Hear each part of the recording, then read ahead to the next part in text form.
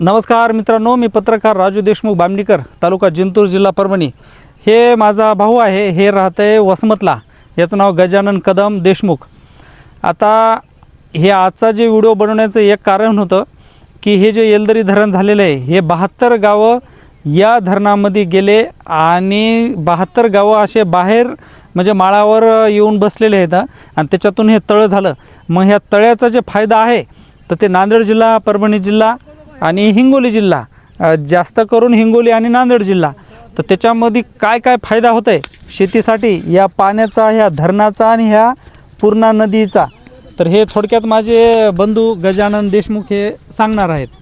तर गजूभाऊ, तुमच्या वसमत तालुक्यामध्ये जमीन चांगली जमीन आहे, काळरान जमीन आहे, चांगली आहे जमीन, आणि त्याच्यामध्ये ह्या तळ्याचा काय आहे फायदा, काय होते म्हणजे याचं स्रोत काय कामी येते, जेणेकरून म्हणजे ह्या तळ्यामध्ये एवढं जे पाणीचा पुरवठा आहे हे तुम्हाला वसमतला, नांदेडला मिळते, तर याचा काय फायदा होते ह्या पाण्याचा ते तुम्ही सांगा, आणि तुम्ही कोणते कोणते पिकं घेता ते सांगा।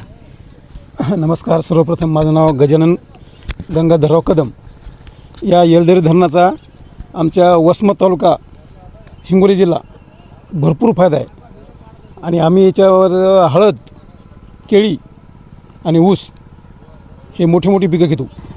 हे बघा मित्रांनो, हे व्ह्यू म्हणजे तळ्याचं इतकं भारी असतंय। आता ही जे नाव आहे, हे नाव आता जसं आपण गोव्याला याला त्याला पणजीला फिरायला जातो आणि बोटिंग करतो, त्या पद्धतीनं ही नाव वगैरे चालती आणि इकडं बरेच लोक पर्यटक म्हणून इकडे येतात, नावामध्ये बसतात, पण इकडं जास्त पब्लिक येत नाही, कारण की शासनानं ह्या येलदरी धरणाचा काहीतरी फायदा घ्यायला पाहिजे आणि इकडं चांगले असे गार्डन वगैरे काहीतरी बनवायला पाहिजे, जेणेकरून बाहेरून लोक इथं पर्यटनासाठी येतात, असं पर्यटन क्षेत्र इकडं बनवायला पाहिजे।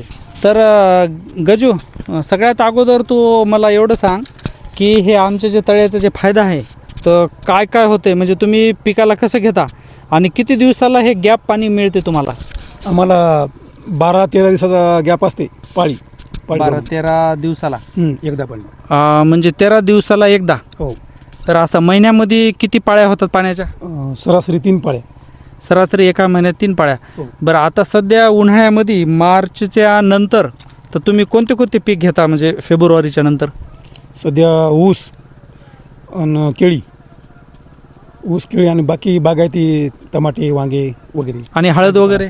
हळदीचं आता निघून गेले ना, हळदीचं आता हळद निघून गेली, पण हळदीला पण पाणी इकडचं मिळालं का आमचं? हां, याच पाण्यावर सगळं आहे। बरं बरं बरं बरं। आता जसं जून, जुलै, ऑगस्ट, सप्टेंबर हे 4 महिने तुम्हाला पावसाचं पाणी येत आहे, हो।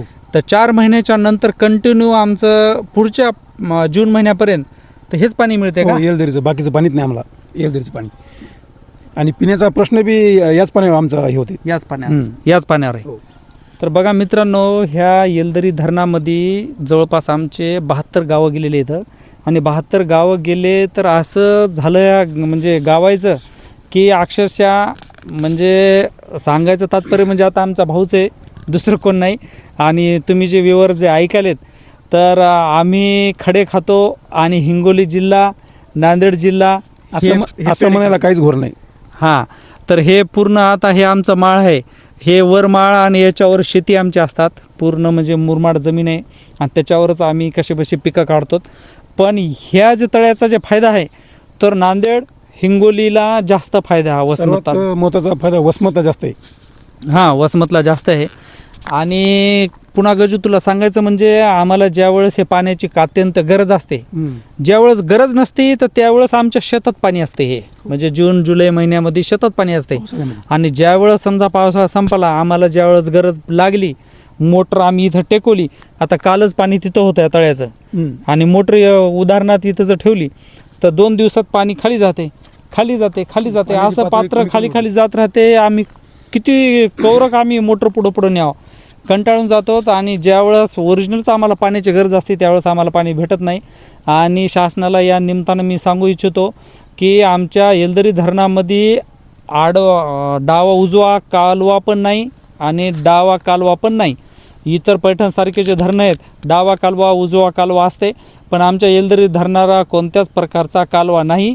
आणि शासनानं काहीतरी सिंचन विभाग निर्माण करून आमच्या बामणी परिसरातील हे जे 72 गावं जे उठलेत, जे धरणग्रस्त 72 गावं आहेत, तर त्याला काहीतरी मोबदला द्यायला पाहिजे. आम्हाला तर गजू तुला सांगायचं म्हणजे नोकऱ्या बी नाहीत, धरणग्रस्त आहेत आम्ही, पण आम्हाला नोकऱ्या बी नाहीत. नाही तर नोकरी व्यवसायामध्ये आम्हाला प्राधान्य द्यायला पाहिजे होतं शासनानं.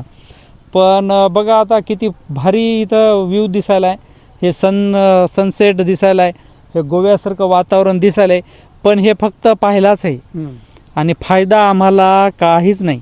परभणी जिल्ह्यासाठी हे जे येलदरी धरण, हे बामणी परिसर, हे ते 72 गाव उठलेत, तर त्याला काहीच फायदा नाही. परभणी जिल्ह्यातले मित्रांनो 10 गावं इथं उठलेले म्हणजे धरणग्रस्त झालेले. पण ह्या तळ्याचा, ह्या पाण्याचा फायदा आम्हाला काहीच नाही. भैमुगासाठी आम्ही घेतोत, पण घेतोत कसं, जे भैमुगामध्ये जे उरत नाही तर ते आम्हाला छड्या विकत घ्यावं लागतं, पुढं जावं लागते. लाईट नसती पुन्हा तळ्यामध्ये, त्याच्यामुळं आम्ही म्हणजे खडे खातोत आणि हे म्हणजे पेढे खातात. आता हे माझा भाऊच आहे. आम्हाला 3 वर्षामध्ये पाणी नव्हतं ना धरणाला, त्यावेळेस आम्हाला पिण्याचा एवढा प्रश्न उद्भवला की पाहताच सोय नाही. तर आता इकडं धरणामध्ये पाणी नव्हतं, तर त्यावेळेस याला पाणी प्यायला नव्हतं. पण ह्या धरणात पाणी नव्हतं तर त्यावेळेस आमचे पिकं चांगले निघले, कारण की ओरिजिनल आमच्या जमिनी याच्यातच आहेत तळ्यामध्ये. एवढ्या प्युअर जमीन आहे, तर हरभरा नुसतं बी फेकलं तर खतं बी फवारणीची बी गरज नाही, इतकं उत्पन्न होते. तर याच्यामध्ये ज्यावेळेस समजा धरण जर भरलेलं नसलं, तळ्याला पाणी नसलं, तर आम्ही याच्यामध्ये सोयाबीन, गहू घेतो, सोयाबीन घेतो, भुईमुग घेतो, टरबूज घेतो आम्ही, आणि गहू घेतो, ज्वारी घेतो. तर एवढं भारी उत्पन्न होते, भरपूर उत्पन्न होते. म्हणजे पाणी नसलं तर आमचा फायदा, आणि पाणी असलं तर याचा फायदा, असं होते. तर मित्रांनो, सांगायचं म्हणजे या धरणाची खूप मोठा हा इतिहास आहे, खूप मोठा इतिहास आहे. याच्यावर आपण पुन्हा एक व्हिडिओ बनवूच आपण. आणि याच्यामध्ये बरेच काही गावं गेले, कोणी आता बामणीची लोकसंख्या, बामणी अगोदर मित्रांनो तालुका होणार होता. शेनगाव तालुक्याच्या अगोदर बामणी गाव, शेनगावचा दर्जा बामणी गावाला होता. 9-10 हजार लोकसंख्या होती. पोलीस स्टेशन होतं जुनं, निजामकालीन पोलीस स्टेशन होतं. इकडून रेल्वेचा ट्रॅक जाणार होता, अकोला म्हणजे इकडून जवळ, इकडं परभणी आणि इकडून अकोला, इकडून रेल्वेचा ट्रॅक असा बामणीहून होणारच होता. सगळी मार्किंग झाली होती, सगळी तयारी झाली होती, पण मधीचं धरणाचं आलं आणि त्याच्यामुळं आम्हाला उठावं लागलं. नाहीतर शेनगाव तालुक्याच्या ऐवजी बामणी गाव हे तालुका होणार होतं. आणि आज जर बामणीची संख्या बघितली, पूर्वीचं संख्या बघितली तर 10,000 लोकसंख्या होती, आणि आताची बघितली की 3-3.5 हजार लोकसंख्या आहे. याचं कारण आहे मित्रांनो, की आता जे बामणी बसलेली आहे माळावर, जसं आता नवी बामणी आणि तिकडं जुनी बामणी, अर्धी बामणी पलीकडे आहे, बंजारा वगैरे समाज वगैरे तिकडं पलीकडं आहे. आणि आता जी सध्या जे बामणी वसलेली आहे, तर ती जे बामणीमध्ये फक्त 3200 मतदान आहे मित्रांनो, 3200 मतदान आहे. आणि 3200 मतदानामध्ये जवळपास 5 ते 6 हजार लोकसंख्या असेल बघा बामणीची. पण तिथं पूर्ण म्हणजे असं सुखसुविधा काहीच नाही, सगळा अभाव. रस्ते खराब आहेत, जिंतूरून बामणीला यायला रस्ताच नाही, 3 पिढीपासून खराब रस्ते आहेत. आणि नोकरीला तर आमचं बामणीत एक पण लागलं नाही. तर शासनानं कसं बामणीकडं जरा लक्ष द्यायला पाहिजे. आणि 3200च लोकसंख्या, अगोदर 10,000 लोकसंख्या होती, आता 3200च आहे. याचं कारण काय आहे? कारण की सुखसुविधा नसल्यामुळं बरेच काही लोक बामणीहून दुसरीकडे स्थलांतरित झाले, अगोदर धरणग्रस्त झाले आणि स्थलांतरित झाले. तर परभणी जिल्ह्यामध्ये म्हणजे महाराष्ट्रात अशी कोणती मेट्रो सिटी नाही की त्या ठिकाणी आमच्या बामणी परिसरातला माणूस रोजंदारीसाठी गेलेला नाही. तर याच्याकडं पण शासनानं लक्ष द्यायला पाहिजे. तर मित्रांनो, भरपूर काय आहे सांगायसारखं, पण आपल्याकडं वेळ कमी आहे. बरं गजानराव, आमच्या इकडे येऊन तुम्हाला कसं फील होते, कसं वाटते, कुठं आलं असं वाटते? याचे मजाक नाहीत लोक फिरायला गोव्याला. गोव्याचं आणि हे नजारा सारखाच आहे. गोवा जसं पणजी, जसं मुंबई, कसा नजारा आहे. फक्त गजाननराव हे फक्त पाहण्यापुरतं आहे. एवढं आहे मित्रांनो. एवढं याचा तळ्याचा फायदा एवढा आहे की आमच्या इकडं तळ्याचं क्षेत्र जास्त आहे पाण्याचं. तर येलदरी जलाशयामध्ये मच्छी व्यवसाय एक भरपूर चांगला चालतो बरं का. अख्ख्या महाराष्ट्रात का अख्ख्या जगात जाऊ शकते आमचा, म्हणजे पूर्ण भारतभरामध्ये हे मच्छी जाऊ शकते. आणि हे गोड पाणी आहे, हे पावसाचं पाणी, हे गोड आहे. याच्यामुळं ते झिंगा जे असते तर 3 ते 4 हजार रुपये किलो मिळते मुंबईला. आणि गोड्या पाण्यातला झिंगा, गोड्या पाण्यातली मच्छी एकदम चवदार लागते, रुचकर लागते. मुंबईचे लोक समुद्रातलीच मच्छी खात नाहीत. येलदरीची, पैठणची, म्हणजे ह्या धरणातल्या तळ्यातली मच्छी आहे का विचारतात. आणि याच्यामध्ये येलदरी जलाशयामध्ये जर समजा आता ठेका घेतलेला आहे, आमचे मित्रचे सय्यद महबूब जहागीरदार यांनी ह्या तळ्याचा मच्छी व्यवसायाचा ठेका घेतलेला आहे. यांनी मागच्या वेळेस पण घेतला होता 3 वर्ष, तर त्याने मच्छीचं भरपूर बी टाकलं होतं. पण मध्यंतरी 1-2 वर्ष त्याने घेतला नाही, परवडलं नाही त्याला. तर सरकार तुम्हाला सांगतो याच्यामध्ये मच्छीचं बीजसुद्धा टाकत नाही. याच्यामध्ये तळ्यामध्ये जर मच्छीचं जर बी टाकलं तर याच्यातून हे मच्छी व्यवसाय करणारे 4 ते 5 हजार आमचे मच्छीमारी लोक आहेत इकडं. भोई समाज आहे, कोळी समाज आहे, बाकी इतर समाजाची पण लोक मच्छी व्यवसाय करतात. पण मच्छी पण भेटत नाही तेवढी. पण याच्यामध्ये आमचे जे शेतकरी बांधव आहेत त्यांनी पण मच्छी व्यवसायाकडे वळायला पाहिजे, कारण की आता वरच्या तर शेती करून काही उपयोग नाही. तर हे एवढा एक स्रोत आहे आमच्यासाठी मच्छी व्यवसायाचा. पण त्याच्यामध्ये मुलं, नवीन पिढीचे पोरं काय मच्छी व्यवसायात जात नाहीत, लाजतात.